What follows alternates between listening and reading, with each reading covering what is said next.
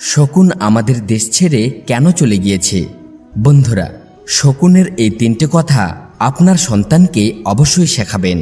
জীবনে কখনোই আপনার সন্তান বিপদে পড়বে না। বন্ধুরা, আজকের এই ভিডিওটি খুবই শিক্ষণীয় এবং সত্য, তাই ভিডিওটি শেষ পর্যন্ত অবশ্যই দেখবেন। ভিডিওটি শুরু করার আগে নতুন দর্শক বন্ধু চ্যানেলটি সাবস্ক্রাইব করে পাশের বেল আইকনটি প্রেস করে রাখবেন, কারণ এই রকম শিক্ষামূলক ভিডিও আমরা নিয়মিত এই চ্যানেলে নিয়ে এসে থাকি। তাহলে চলুন শুরু করা যাক। বন্ধুরা, কোনো এক জঙ্গলে একটি গাছে অনেকগুলি শকুন থাকত। সেই জঙ্গলের পাশেই মৃত্যু হওয়া জীবজন্তুদের ফেলানোর একটি স্থান ছিল। যখনই কোনো ব্যক্তি মরে যাওয়া জীবজন্তুকে সেখানে ফেলে দিয়ে যেত, তখনই সব শকুন সেই মরে যাওয়া জীবজন্তুর মাংস খাবার জন্য ঝাঁপিয়ে পড়ত। সেই শকুনগুলির মধ্যে একটি শকুনের বাচ্চাও ছিল। একদিন ওই শকুনের বাচ্চা তার বাবার কাছে জেদ করতে লাগলো যে, বাবা, আমি পশুদের মাংস তো প্রতিদিনই খাই, আজ আমার ইচ্ছা হয়েছে মানুষের মাংস খাওয়ার, আজ আমাকে মানুষের মাংস এনে দাও। বন্ধুরা, বাচ্চাটি হতে পারে শকুনের, কিন্তু ছিল তো বাচ্চাই, সে ভালো মন্দ কি বুঝবে? মানুষের মাংস খাবার জন্য জেদ করতে লাগলো। তার জেদের সামনে বাবাকে নত হতে হয়। অসহায় শকুন মানুষের মাংস খুঁজতে বেরিয়ে পড়ল। চারিদিকে খোঁজার পরও সে মানুষের মাংস কোথাও পেল না। এরপর সে দেখে এক জায়গায় একটি শুকুর মরে পড়ে রয়েছে। শকুন ভাবল, কোনো সমস্যা নেই, মানুষের মাংস পেলাম না তো কি হয়েছে, শুকুরের মাংসই নিয়ে যাই। এরপর শকুন শুকুরের কিছুটা মাংস নিল আর নিজের বাসায় চলে গেল। এসে তার বাচ্চাকে বলে, এই নাও, তোমার জন্যে আমি মানুষের মাংস নিয়ে এসেছি। শকুনের বাচ্চা খুবই চালাক ছিল, সে দেখেই বুঝে নেয় এ তো মানুষের মাংস নয়, এ তো শুকুরের মাংস। তখনই সে মানা করতে লাগলো, এই মাংস আমি খাবো না। শকুন পুনরায় মানুষের মাংসের খোঁজে বেরিয়ে পড়ে। চারিদিকে তন্ন তন্ন করে খোঁজার পরও কোথাও সে মানুষের মাংস খুঁজে পেল না।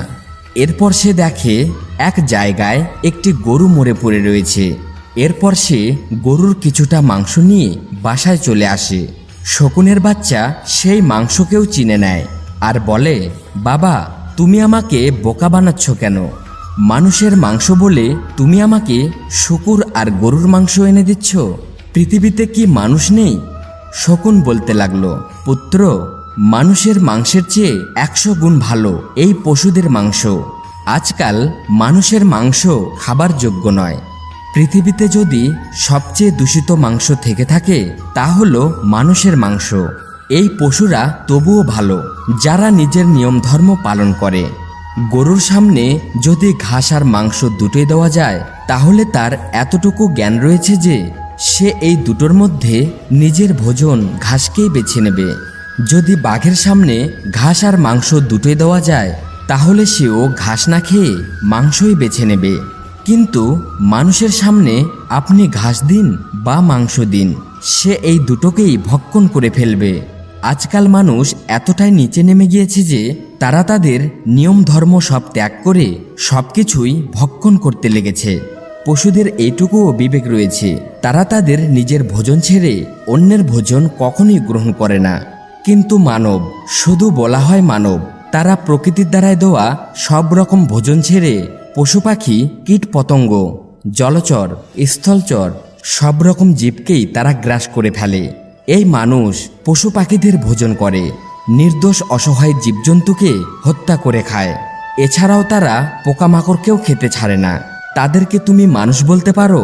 তারা তো মানুষরূপী এক রাক্ষস, যারা নির্দোষ অসহায় জীবকে নিজের স্বাদে অসহ্য যন্ত্রণা দেয়। তোমার যদি একটি আঙ্গুল কেটে যায়, তাহলে তোমার কতটা যন্ত্রণা হয়?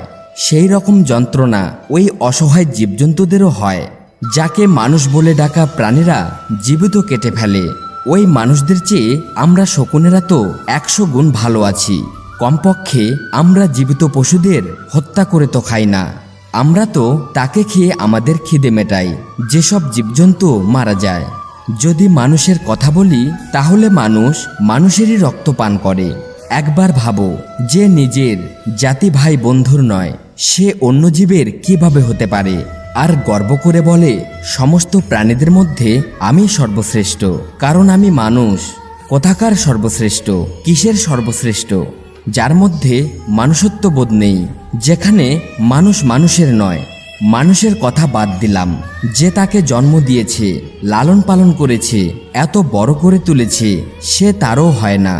স্বার্থ আর বাসনায় সে এতটাই ডুবে গিয়েছে যে যার জন্যে সে সব কিছুই করতে পারবে, যে নিজের মায়ের হতে পারে না, সে এই জগতের কারোর হবে না। শকুন বলে, পুত্র, কন্যা বিক্রয়, অসহায় নারীদের উপর অত্যাচার, নির্দোষীকে দণ্ড, দুর্নীতি, ঠকানো, চুরি করা, পরচর্চা, মিথ্যা, অবুঝ শিশুদের সাথে অপকর্ম, হিংসা, নির্দোষ পশুদের বধ, অন্যায়ভাবে ধন সঞ্চয় করা, এই সব কিছুই মানুষকে দূষিত করে। ছোট ছোট ব্যাপার নিয়ে বিবাদ করা, ছোট ছোট কথা নিয়ে লড়াই ঝগড়া করা, একে অপরের জীবনের শত্রু হয়ে যাওয়া। শকুন বলে, পুত্র, তাহলে কি তুমি এই রকম দুষ্ট মানুষের অপবিত্র মাংস খেয়ে অপবিত্র হতে চাও? শকুনের বাচ্চা বলে, বাবা, আমি বুঝে গেছি মানুষ এতটা নিচে নেমে গিয়েছে কেন। তারা তাদের নিজের কর্ম ছেড়ে রাক্ষসের, পশুদের, শয়তানদের কর্ম আপন করে নিয়েছে। এখন আমার মনে হচ্ছে আমাদেরকে খুব শীঘ্রই এই দেশ ছেড়ে চলে যাওয়া উচিত, আর অন্য কোথাও, অন্য কোনো দ্বীপে গিয়ে বসবাস করা উচিত, যেখানে কোনো মানুষ থাকবে না। ভাবো, আজ তারা কুকুর, বিড়াল, পশু পাখি, জীবজন্তুদের খেয়ে নিজের পেট ভরাচ্ছে, ভবিষ্যতে তারা আমাদেরকেও ছাড়বে না। যে শুকুর মল খেয়ে নিজের পেট ভরে, মল থেকেই তার শরীরের মাংস বিকশিত হয়, আর এই পাপী মানুষ তাকেও খুবই আনন্দে খেয়ে ফেলে। যে গরু শুকনো ঘাস আর শুকনো ভুসি খেয়ে নিজের পেট ভরে, আর সেই শরীর থেকেই উৎপন্ন করে দুধ, দই, ঘি, মাখন, তাদেরকে খেতে দেয়, যার ফলে তাদের শরীরের বিকাশ ঘটে, বুদ্ধি বাড়ে। কিন্তু এই পাপী মানুষ তাকেও কেটে খেয়ে নেয়। এমন পাপীদের দেশ ছেড়ে তো চলে যাওয়াই উচিত, কারণ এখানকার মানুষরূপী শকুন পশু পাখিদের মৃত্যুর আগেই তাদেরকে মেরে খেয়ে নেয়। তাহলে আমাদের জন্য তো কিছুই থাকবে না, আমাদেরকে তো না খেয়েই মরতে হবে। বলা হয়, যেমন সমুদ্রের কাছে বৃষ্টি তুচ্ছ, যেমন ধনীদের দান করা ব্যর্থ, যেমন সূর্য ওঠার পর প্রদীপ জ্বালানো ব্যর্থ, সেই রকম যেখানে জীবদেরই নয় সেখানে থাকা ব্যর্থ। দ্বিতীয় কথা, মানুষকে সেখান থেকে দ্রুত পালিয়ে যেতে হবে, যেখানে হঠাৎ কেউ আক্রমণ করতে শুরু করে দেয়, খুবই অকাল পড়ে যায়, কিংবা কোনো দুষ্টু ব্যক্তির সাথে বন্ধুত্ব হয়ে যায়। এই সময়ে নিজের ভালো কখনোই আশা করা যায় না। তৃতীয় কথা, যে বুদ্ধিমান ভবিষ্যতে আসা সময়ের ব্যাপারে অনুমান করে আগে থেকেই তার সাথে লড়ার বন্দোবস্ত করে রাখে, আর কোনো বিপদ এলে তার উপায় শীঘ্রই বের করে নেয়, সে সর্বদাই সুখী থাকে। সব কিছুই ভাগ্য মনে করে নিশ্চিন্ত বসে থাকা মানুষ খুব শীঘ্রই পতন হয়ে যায়।